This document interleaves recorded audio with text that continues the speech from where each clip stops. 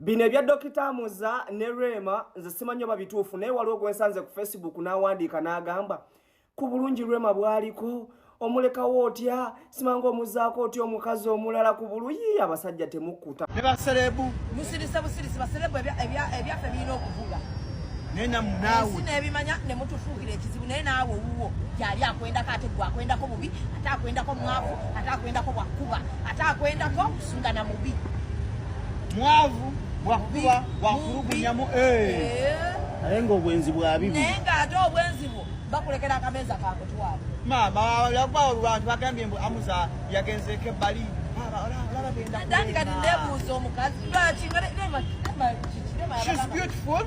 amabina gajja so people expect her bwamala omusajja abasajja tebaliike kati nze kyesaagala kulaba mukazi ng'osanika olw'okuba mukazi muno bamwenzeeko omusajja yafunye omukazi ate n'olumu abannayuganda tulina ebintu byetuteekako amaanyi nga tetulina na bwino waabyo tetulina bwino waabyo because tetulina mazima tetulina like we don't have any proof ani kanisa ekibuuzo ekyo naye senga sindi yagambye ayina omuwala naye ate abantu n'abatambuza kyalema kuno balema yanigwe yapostingidde n'amugamba batananobako n'ekirala bw'aba ng'agenze kubanga ano byobufumbo bubwe ye yabutandika yatwaga Hamuza mwe baana mmwe bannayo olugambo lunjoca naye nga Rema mbona atisa ebintu Rema namakulu atisa ebintu ate nzamba olugambo wa munda don't screen record this atera okumpa olugambo abeera wa munda muli munda ayina ebintu byatise naye kigambibwa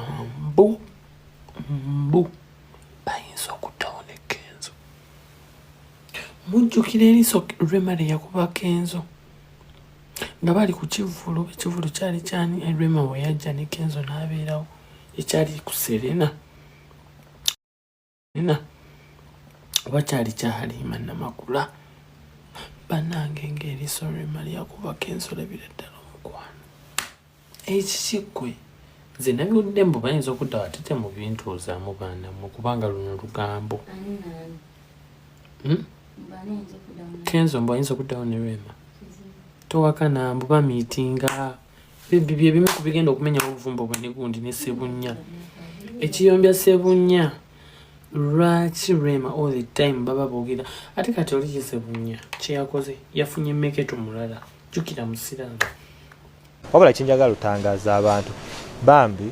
temutambuza mawulire makyamu temutambuza mawulire mafu ate ffe ngaffe we are not affected in any way mukitegeera naye ate abantu kijja kubaako abantu bekikosa omuntu aine some people who are looking up to us oli ajja kutunulira ekintu ng'ekyo kibeere nga tekivuddeyo bulungi mukitegeera nti ogezaako kukosa maybe nze oba ye but at the end of the day mulimu abantu abatajja kitwala bulungi so tugezeeko nnyo okutambulira mu lusawo tukiyita symbiotic relationship nti bw'ofunamu nange nenkola ki nenfunamu kuba olulala njagaana okukola interview oba anything akitegeera ate nga sisuubira nti kiyinza okuba ki kiyinza okugenda bulungi nammwe so nsaba bannamawulire ffe naye nga nze ojja kunnekulira mulago kyoze nkubuulira in fact you should be worried you need to be worried